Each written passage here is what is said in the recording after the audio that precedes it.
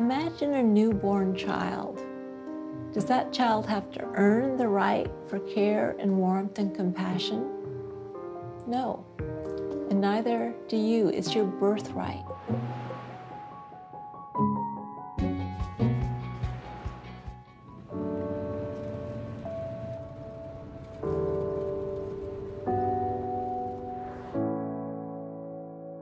I didn't know what self-compassion even meant until I started to heal. My wife, Kim, never varied. She never, ever gave up on me. And I clung to that. She was a constant. I don't know if I would have had the strength to stay with me had I been in her shoes, but ultimately we found a program for first responders, and I sat in a room full of peers. I told them all of the things that we talked about, and not one person gasped or made a face, or they just said, "Me too." And it's the first time I felt like I wasn't alone. I do know that if I stay silent, somebody else that's sitting on the bathroom floor might just have enough strength to take their own life. And if I tell them they're not alone, then my pain and suffering is all worth it. Since I have been healing my wounds from work, I was able to open myself up to healing things that I've never talked about. My childhood was not perfect, although I've told myself my entire life that it was. But I've been able to speak about these things without the fear of, if I tell you my dad didn't talk to me for 15 years, that you're gonna think he's a bad guy. I know that if he had to do it all over again, it would be different. And I also understand that it had nothing to do with me. That I have lived experiences that shaped me, and that I'm okay. I'm lovable. There's a lot of research that shows that bringing compassion to yourself is not wallowing in self-pity. It makes you stronger. It makes you more able to recover from trauma or to weather the storm in the first place. It also tends to make people more ambitious, more willing to take chances, to dream bigger dreams, because they're less vulnerable to the nasty pounding of the inner critic, because they've built up self-compassion as a kind of buffer between them and that critic. When people think of self-compassion, they think mainly about its tender side. But sometimes self-compassion is fierce. It's like mother is the tender side, mama bear is the fierce side. In other words, saying no, standing up for yourself. That's a really important part of self-compassion, drawing boundaries. And unfortunately, women are socialized to be tender toward others, not themselves. They're supposed to be self-sacrificing. And they're socialized not to be fierce. What we need is balance.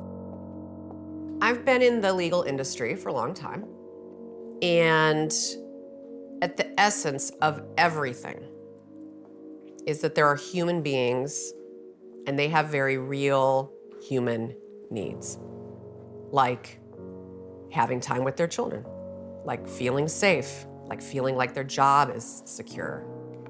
But we are inside of a system where the general culture is you have to be excellent at what you do for those things to happen.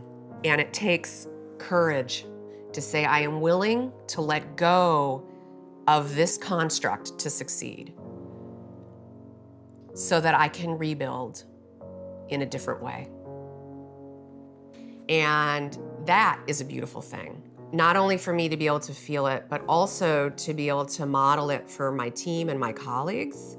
And you can just be loving and gentle with yourself and everyone around you. Learning to be with yourself and accept yourself helps you to be with other people and accept them. It's about creating more space within you so you have space for others. I'm going through my own experience of a health crisis. I was diagnosed with ovarian cancer about five months ago. And I find myself using every practice that I teach. I find myself, and then some, in coping with my own experience of illness. So Krista had taken a mindful self-compassion course, and like most people, was pretty blown away by how effective it was. And so she asked me if I could give some self-compassion training to healthcare workers. And she said one thing is that they wouldn't be able to take the full mindful self-compassion program, which is 8 weeks, 2.5 hours once a week. And she also said they aren't going to want to meditate. They're too busy to meditate. So she said, can we create a short program that doesn't require meditation? And I said, sure. So we developed a 6-week training, 1 hour once a week for 6 weeks. We taught it at lunch. We gave them pizza so they'd be motivated to come. And it was really amazing to see how people took to the self-compassion practice.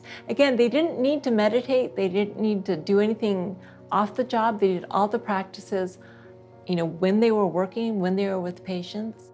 So the most beautiful thing is that it helped change the culture.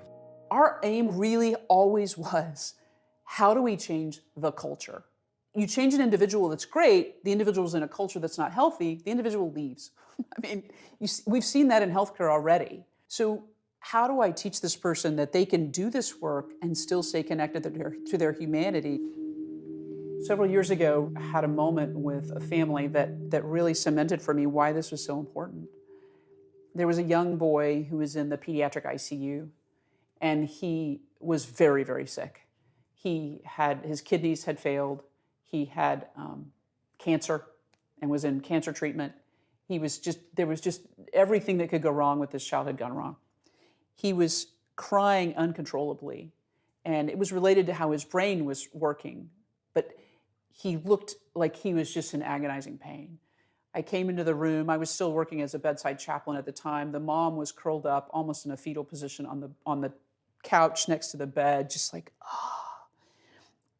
And there was this kid just writhing in the bed. And no one could figure out how to help him. They'd called the pain people, they'd called the anesthesia, they had called the oncologist. No one could figure out how to get at whatever was causing this boy to react in this way. About 7 o'clock, maybe a little bit before that, there was a change of shift, and a new pediatric ICU doc came in, not new to the profession. She'd been around about 25 years. She had almost left the profession about a month before because she was burned out. She was done. She's like, I'm just going to go get another degree or do something else. I am done. But she hadn't left yet. And that day she walked in and she looked at this kid and she goes, I know what this is. I saw this 20 years ago. It was a little girl named Katie. I remember this. Here's what we're going to do. She called the pharmacist. She called for a drug that nobody ever used for this kind of situation. The pharmacist was like, are you sure? She's like, yes. They brought it. They gave it to the child. The child calmed down.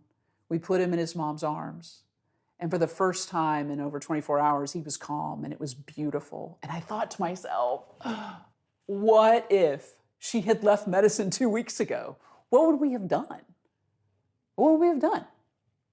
So that's why this work is it's non-negotiable. We have to work with healthcare professionals in this way. Burnout means that we won't have the resources we need for these complex situations with people that have 25 years experience because they would have left. That's why this matters to all of us in the world, not just to them and as people in their profession. That's what it's about. We really need self-compassion in order to be well. If we're cruel to ourselves, if we feel isolated, if we feel abnormal, we just aren't going to be well and we aren't going to be contributing members of society. The more we resource ourselves, the more we have to give to society and other people. The more that we can develop kindness internally and compassion for ourselves, I think the more we'll be able to be open-hearted human beings with others. And the impact of that is potentially transformative. I think that if you're in the practice of cultivating compassion for yourself, then it's almost impossible to not extend that out into the world, right? Because you really begin to see that who you are is an extension of other people, and you're never alone. Self-compassion is a superpower we all intrinsically possess. And the more we claim and exercise this superpower, the more we naturally extend our compassion to others. Like a sun, our warm-heartedness radiates, and it expands in ever-widening circles, beginning with ourselves and our families, and then expanding to include all human beings and all of life. Our warm heart, our compassion, becomes unbounded. We become people who lead with love. So you may wonder whether you can be self-compassionate, or maybe whether you're even worthy of self-compassion. What I would say to you is, imagine a newborn child. Does that child have to earn the right for care and warmth and compassion? No, and neither do you. It's your birthright. You being compassionate with yourself is the greatest gift that you can give the world. We all struggle with not feeling good enough, smart enough, pretty enough. We all get stuck in our heads. Never feel as if you're the only one going through this. You're not. Try to keep coming back to your heart and trusting your basic goodness. It can be better.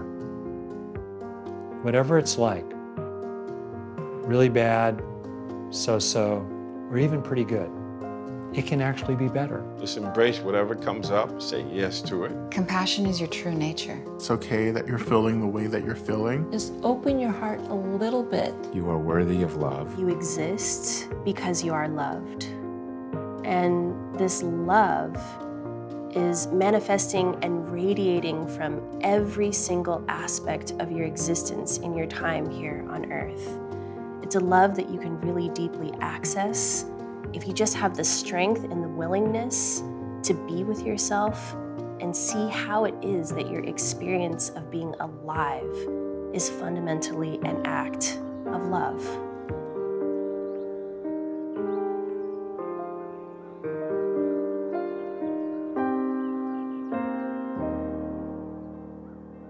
Discover on-demand videos and docuseries, explore a full schedule of daily live classes, and become part of an incredible community. At Sounds True One, we invite you inward to find your way your way.